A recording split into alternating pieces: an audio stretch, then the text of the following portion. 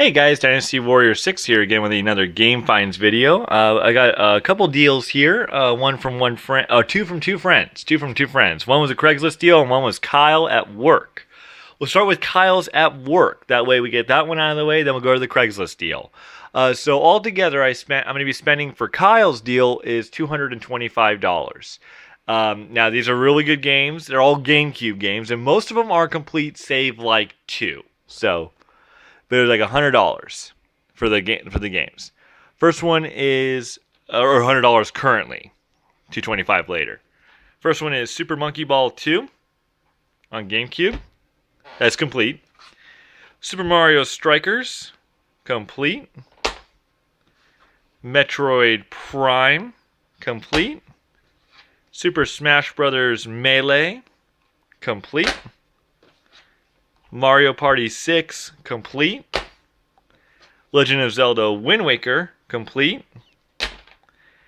This one's not complete, but it is the Legend of Zelda Twilight Princess. Pretty, good game to have on GameCube.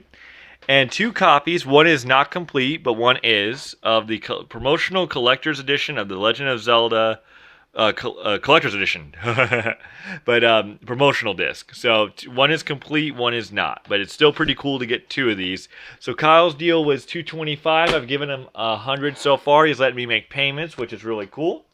So there we go on that one.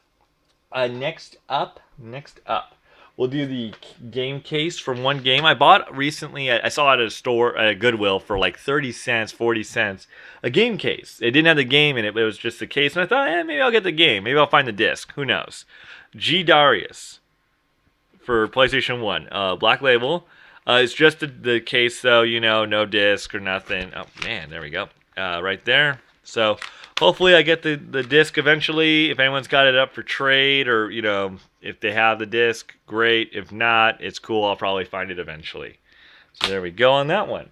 So next up, this is, I got one more game I bought. I used some store trade-in credit, and I purchased one game. I got Rocket Knight Adventures on Sega Genesis Complete in Box for $25. It was all store trade-in credit, though, so boom, there you go. An easy game to get for $25, and it was all store trade-in credit. The last Craigslist deal, it cost me $100 on the dot. I had to go pretty far out. I had to go to St. Helens.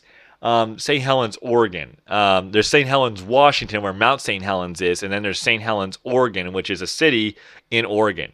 St. Helens is, if you want to Google it, I live in Wilsonville. If you wanted to Google map it, do Wilsonville to St. Helens. It's about an hour drive.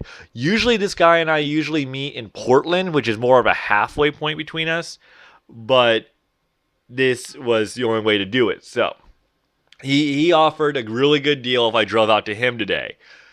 When he sent me the offer, I was like, damn, dude, all right, I'll drive out to you for this because it was a really good deal. But it's an hour one way, it's an hour back, so it took me a while to get back home too. So we'll start with the Craigslist deal. We'll kind of work our way from the lesser stuff and towards the good stuff. First game I got from him, I've been looking for this for a long time, Black Label, Crash Bandicoot 2, Cortez Strikes Back. Yeah, got three Black Label. Now I got 2 Black Label. I just need number 1 Black Label. But there we go. Next up, I'll go with Super Nintendo next. I'll go with Super Nintendo. Picked up, or he gave me Tournament Fighters. Teenage Mutant Turtle Tournament Fighters. And this one, freaking phenomenal game. And I remember this bundle only cost $100, and it was Turtles in Time. Really been wanting this game again ever since I sold my collection, so real happy to add it in, especially before Portland Retro. Next up on N64, I got 2 games on N64, but this is the first one I'll do, and then I'm going to go to something else, and I'll go back. I got the player guide for Paper Mario from Nintendo, and there we go. And I got Paper Mario. Not bad. Really good condition. Very clean. Very nice to have Paper Mario. I actually don't. I I can't remember if I owned Paper Mario when I originally sold my collection. So if I didn't own it, now I got it now. So that's pretty cool. A lot of games recently that I've been getting, I didn't own in my collection even previously before I sold. So this is kind of cool to get a lot of games I didn't own as well as I owned. Now I'm getting a lot more. That's cool. That's really nice. Next up, Factory Sealed. Factory Sealed, still with the hang tab. Killer Instinct on Game Boy. Factory Sealed. Really cool to get this game factory sealed, and I was just really happy. There's the like the H seal right there. You can see it. Boom. But yep, real nice to have this game. There we go. And the last game that made the deal totally worth it. Sadly, I want to play it, but I'm not going to open it. Collecting 101. Do not open factory sealed rare games. They have massive value. Is Mega Man 64. Complete in box, factory sealed. There's the H seam right there. You can see it,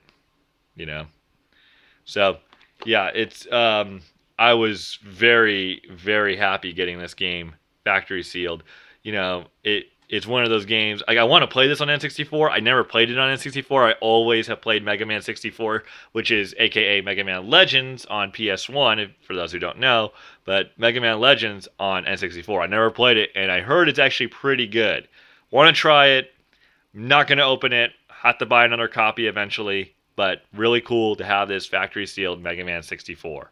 So that was it, but all that was for $100, guys. So I was very happy to do that because you're thinking you got Mega Man 64, Killer Instinct, both factory sealed. Then you got Crash Bandicoot 2, you got Paper Mario, and you got Turtles in Time and Turtles Tournament Fighters, and yeah, that's pretty much it. And the Paper Mario guide for $100, guys. Come on, that's not, dude. That's a that's a deal. That's a deal. So that's it, guys. That's the whole thing. Not a whole lot else going on. I got more bundles from this guy. Eventually, I'm gonna buy more.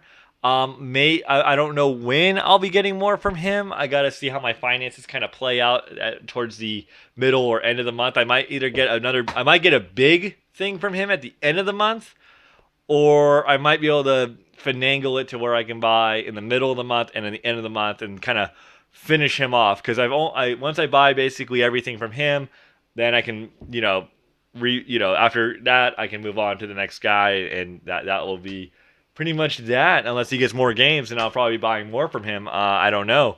Currently, I bought a lot from him, and he's been really good on hooking me up on fair pricing, and I'm not going to cry about,